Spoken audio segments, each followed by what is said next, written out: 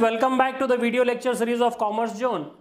Last lecture में हमने बात की थी about the rules of debit and credit using the traditional method या गोल्डन रूल्स के हिसाब से। आज की क्लास में हम लोग बात करते हैं again the rules of debit and credit, लेकिन आज जो हम बात करेंगे that would be the modern approach या अमेरिकन अप्रोच की बात करते हैं। इसको समझने के लिए अगर अपन समझें तो सबसे पहले आपको सभी अकाउंट्स को इन 5 हिस्सों में बांटना पड़ेगा। जो आपकी स्क्रीन पे आपको टेबल दिख रहा है इस तरीके से, आपको क्या करना पड़ेगा, आपको ये 5 चीजों का मीनिंग आना जरूरी है, क्योंकि आप जो भी ट्रांजैक्शन के अकाउंट होंगे उसको इसमें बांटना पड़ेगा। कौन कौन से हैं देखें। सबसे पहले है आपका असेट, उसके बाद में है आपकी लायबिलिटी, उसके बाद में है कैपिटल, उसके बाद में है इनकम, उसके बाद में है एक्सपेंस। इनके बारे में हमने एक टर्मिनोलॉजी वाली क्लास की है, तो इनका मीनिंग मैं उम्मीद करता हूं आपको समझ में आता है। और अगर नहीं आता है तो हमारा जो पुराना लेक्चर है इसके बारे में अकाउंटिंग टर्मिनोलॉजीज, वो अगर आप चेक करोगे तो आपको समझ में आ जाएगा इन सब का मीनिंग क्या है।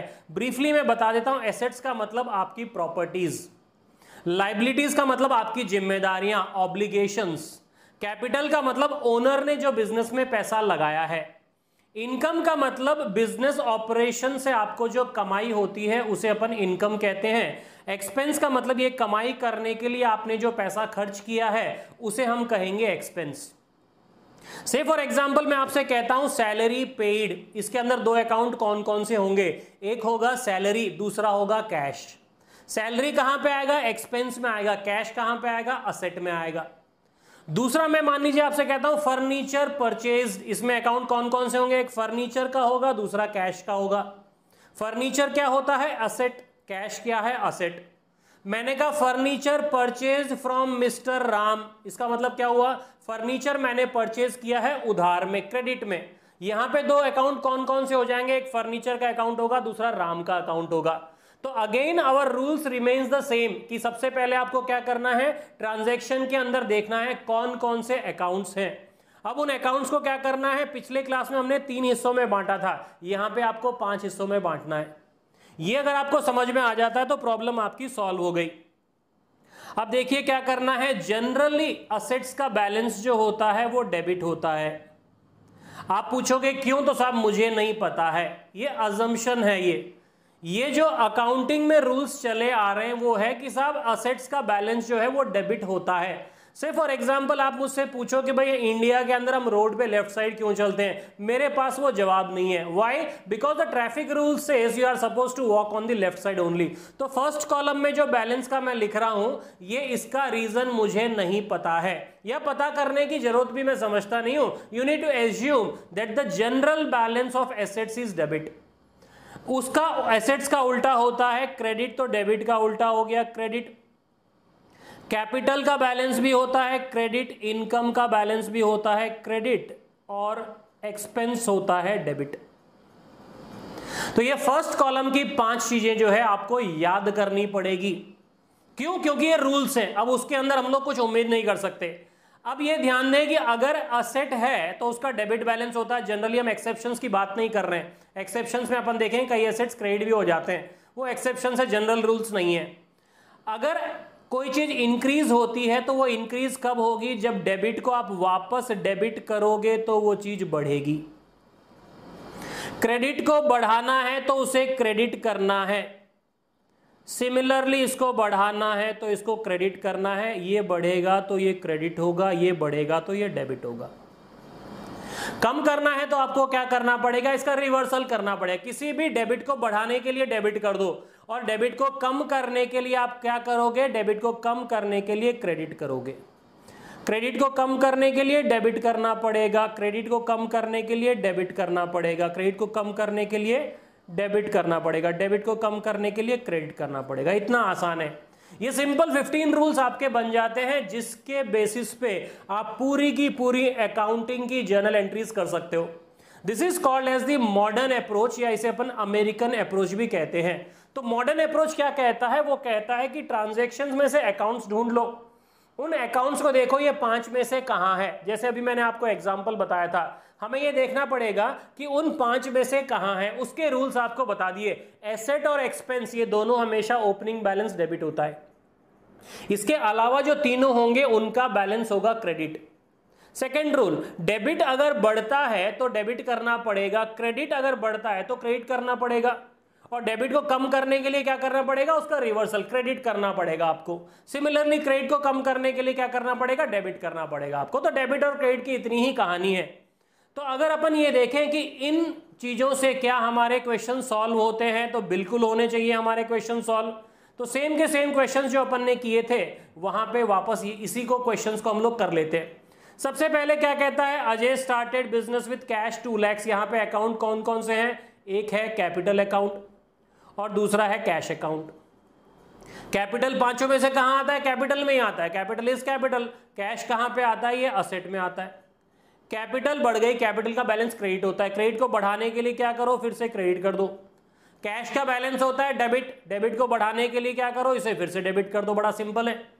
Next let's talk about the bank account open by depositing 20,000। इसके अंदर अकाउंट कौन कौन से हुए, एक तो एसबीआई का अकाउंट हो गया, दूसरा कौन सा हो गया आपका कैश अकाउंट। एसबीआई का अकाउंट आपके लिए क्या है, असेट है। कोई भी बैंक में आप खाता खोलते हो तो उस पर आपका अधिकार है, आपके पैसे जब मर्जी आप निकाल सकते हो, that's your right, it's an asset. तो bank accounts are asset for you.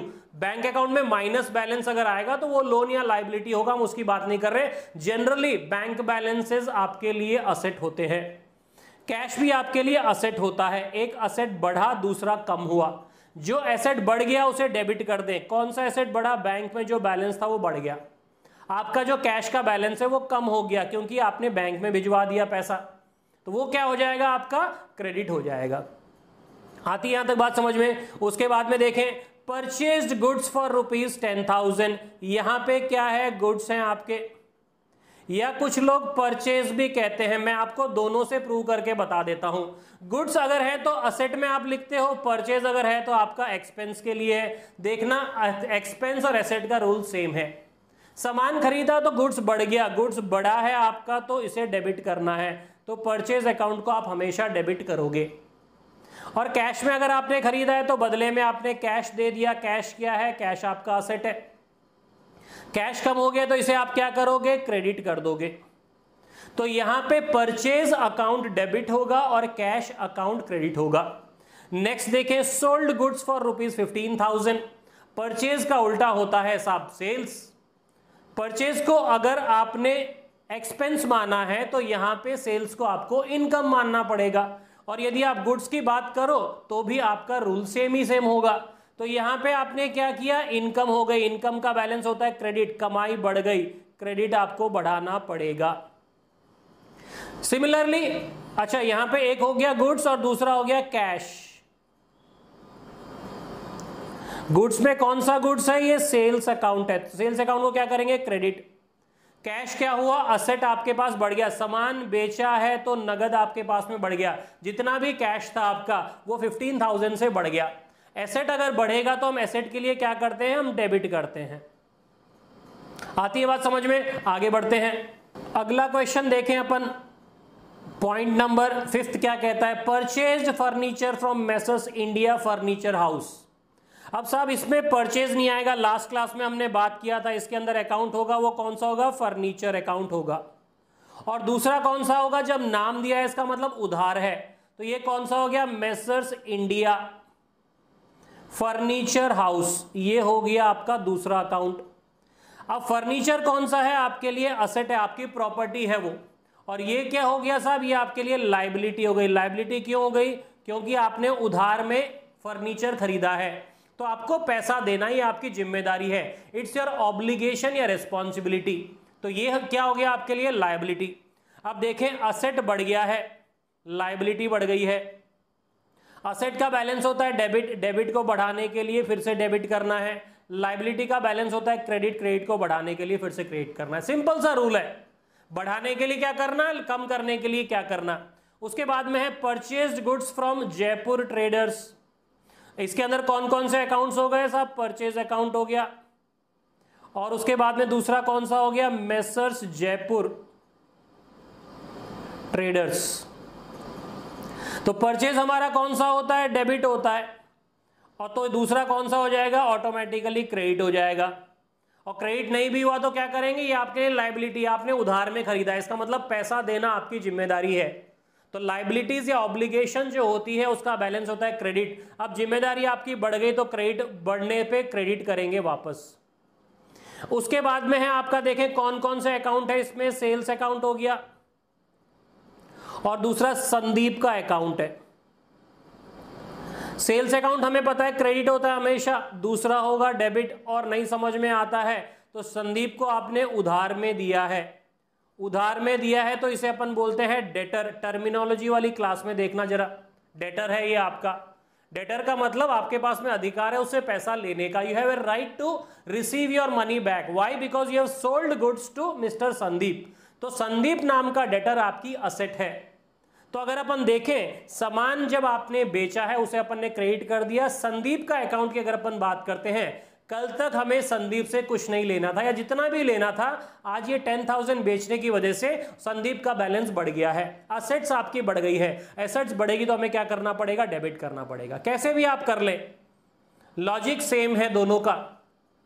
उसके बाद में है पेड सैलरी टू रमेश। इसके अंदर अकाउंट कौन कौन से होंगे? सैलरी अकाउंट होगा और दूसरा होगा कैश अकाउंट, रमेश अकाउंट नहीं होगा। हमने लास्ट क्लास में भी इसके बारे में डिस्कशन किया था। अगर कंफ्यूजन है आपको तो ट्रेडिशनल मेथड वाला एक बार लेक्चर देख ले। तो सैलरी क्या है आपके लिए? सैलरी आपके लिए एक्सपेंस है, खर्चा है। कैश क्या है आपके लिए? असेट है। खर्चा आपका बढ़ गया, खर्चा बढ़ेगा तो आपको डेबिट करना पड़ेगा क्योंकि खर्चे का बैलेंस डेबिट होता है। कैश आपका असेट जो है वो कम हो गया, असेट का बैलेंस डेबिट होता है, कम करने के लिए आपको क्रेडिट करना पड़ेगा। तो ऑटोमेटिकली एक डेबिट है तो दूसरा क्रेडिट वाला यहां पे आ जाता है। लास्ट देखें, electricity bill paid through cheque 2000 rupees. अब यहां पे साहब कौन कौन से हैं? एक तो हो गया इलेक्ट्रिसिटी एक्सपेंसेस, दूसरा है बैंक अकाउंट। ये स्टेट बैंक ऑफ इंडिया का अकाउंट होना चाहिए। एक्सपेंस है आपका, एक्सपेंस का बैलेंस होता है डेबिट। खर्चा बढ़ गया, डेबिट बढ़ गया तो क्या करेंगे? फिर से डेबिट करेंगे। बैंक अकाउंट आपके लिए होता है असेट। बैंक अकाउंट में से पैसा आपका कम हो गया क्योंकि बिजली का बिल आपने चुका दिया। तो एसेट्स जब भी कम होंगे तो उसे हम क्या करेंगे? क्रेडिट करेंगे। तो इसको आप पिछले वाले क्वेश्चन से, गोल्डन रूल्स वाले शीट से भी अगर आप मैच करोगे तो दोनों के अंदर आंसर सेम आएंगे। क्यों? क्योंकि ट्रेडिशनल मेथड और अमेरिकन अप्रोच या मॉडर्न अप्रोच जो होता है दोनों अलग अलग नहीं है। एक ही चीज को समझाने के दो तरीके बताए गए हैं। आपको अगर ट्रेडिशनल मेथड समझ में आया है तो बढ़िया है, मॉडर्न अप्रोच समझ में आता है तो बढ़िया है, दोनों समझ में आता है तो भी बढ़िया है। रीजन बीइंग दोनों से आंसर आपका सही निकलेगा। तो स्टूडेंट्स को जो अप्रोच अच्छा लगता है उस अप्रोच से करेंगे और आप ये देखोगे सभी ट्रांजैक्शंस के डेबिट या क्रेडिट करना बड़ा ही इजी हो जाएगा अगर हमें ये लॉजिक समझ में आता है। तो समराइज कर दूं एक बार, पहले हमने जो देखा था गोल्डन रूल्स कौन कौन से है? Personal account, real account, nominal account, 3 हिस्सों में बांटना है। यहां पे है मॉडर्न अप्रोच, 5 हिस्सों में बांटना है। Asset, liabilities, capital, income, expenditure. Asset का और एक्सपेंस का बैलेंस होता है डेबिट। जब बढ़ेगा तब डेबिट करना है, मतलब एसेट बढ़ाने के लिए डेबिट करो, एसेट कम करने के लिए क्रेडिट करो। एक्सपेंस बढ़ाने के लिए डेबिट करो, एक्सपेंस को कम करने के लिए क्रेडिट करेंगे। उसके अलावा होते हैं 3 अकाउंट्स, कैपिटल, लायबिलिटीज, इनकम। ये तीनों का बैलेंस होता है क्रेडिट। मतलब अगर बढ़ाना है, कैपिटल को बढ़ाना है तो क्रेडिट, लायबिलिटी को बढ़ाना है तो क्रेडिट, या इनकम को बढ़ाना है तो क्रेडिट, उसका रिवर्स हो जाएगा डेबिट। तो इस तरीके से हम लोग डेबिट या क्रेडिट को हम इजीली समझ सकते हैं दोनों में से किसी भी अप्रोच से। तो उम्मीद करता हूं डेबिट और क्रेडिट अब आपके लिए कंफ्यूजन नहीं रहेगा। थोड़ा आप प्रैक्टिस कर ले जिससे आपको पता चल जाएगा कि इतने सिंपल लॉजिक से आप कैसे डेबिट या क्रेडिट को जिंदगी भर याद रख सकते हो। ठीक है, thank you so much and bye.